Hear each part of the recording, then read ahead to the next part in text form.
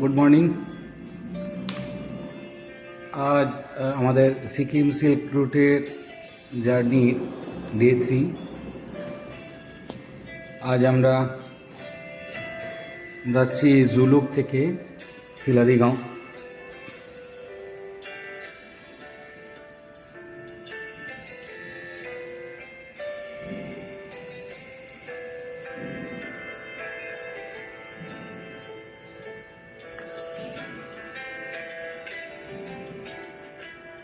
আমরা নিচে নামার সময় আর একটা চেকপোস্টে এসে গেলাম। এখানে আমাদের ডকুমেন্টগুলো চেক হবে, তারপরে আমরা নিচের দিকে চলে যাব।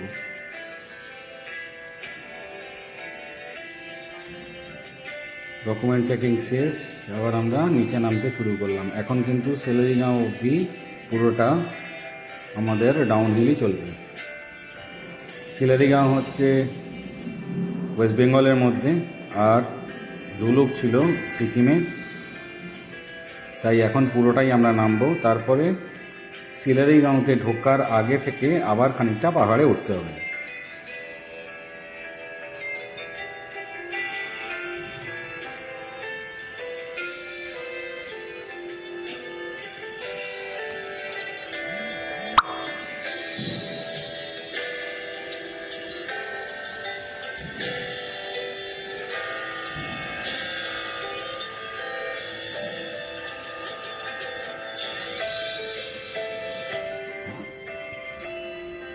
আমি গাড়ি চালাচ্ছি বলে সামনের দৃশ্যটুকু বাদ দিয়ে বাকি দুদিকের কোনো দৃশ্যই আমার চোখে পড়ছে না, কারণ চোখটা সামনে রাস্তার দিকেই রাখতে হয়েছে, না হলে তো প্রবলেম হয়ে যাবে।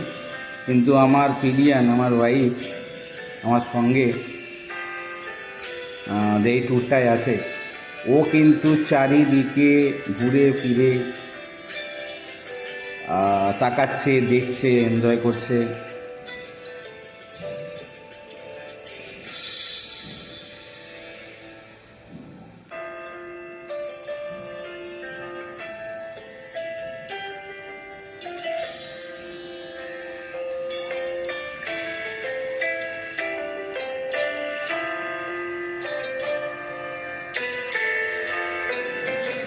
এই জায়গার রাস্তাটা কিন্তু প্রচণ্ড খারাপ, প্রচণ্ড। এখানে প্রচুর জায়গায় ল্যান্ডস্লাইড হয়েছিল এবং তার প্রমাণ কিন্তু রাস্তার দুদিকে আমরা পেয়েছি। বহু জায়গায় ল্যান্ডস্লাইড হয়েছিল এই জায়গাগুলোতে, যেগুলো এখন সারাবার কাজ চলছে। আস্তে আস্তে এগুলোকে ঠিক করার কাজ চলছে।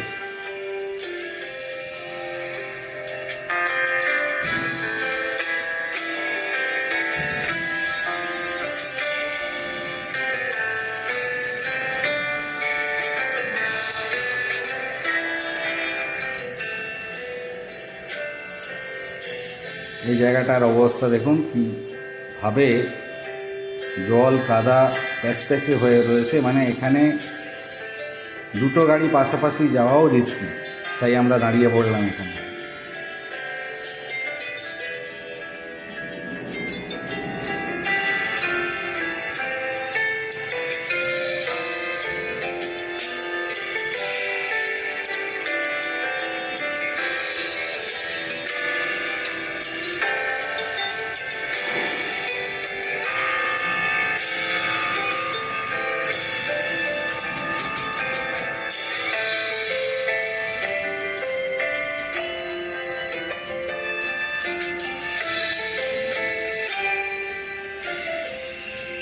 আমি দাঁড়াতে বললাম সামনের লোকেদের, পিছনে কারোর একটা প্রবলেম হয়েছে, আমাদেরও দাঁড়িয়ে পড়তে হবে। কিন্তু বাঁদিককার অবস্থা দেখুন, এই জায়গায় কন্টিনিউয়াসলি ল্যান্ডস্লাইড হয়, এখানে দাঁড়ানোও রিস্কি, তাই আমরা একটু এগিয়ে যাই, এগিয়ে গিয়ে দাঁড়াবো।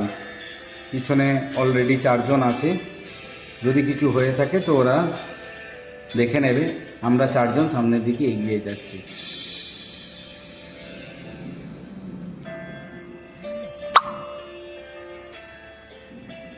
পরে গিয়ে ওদের সঙ্গে ফোনে যোগাযোগ করে দেখতে হবে কী হয়েছে না হয়েছে।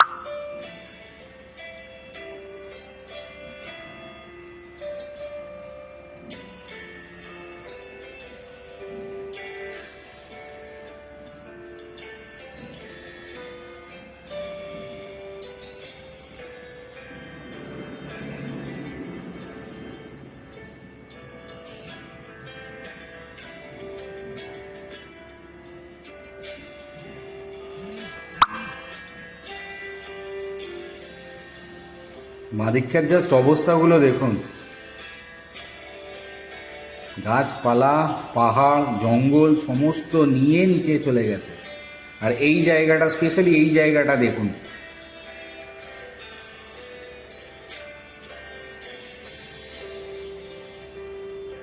মানে এটা যে কি ভয়াবহ জায়গা আমরা ক্রস করলাম, মানে সত্যি কথা বলতে বুকটা খানিকটা কেঁপেই উঠেছে। না, আর আগে যাওয়া যাবে না, এইবারে আমাদের দাঁড়াতেই হবে, কারণ সৌরভ শুনলাম পিছনে পড়ে গেছে, যথেষ্ট জোরে স্কিড করে পড়েছে। যে জায়গাটায় আপনাদেরকে বলছিলাম ঠিক ওই জায়গাটাই ও পড়েছে, ওর একটু স্পিড বেশি ছিল বলে।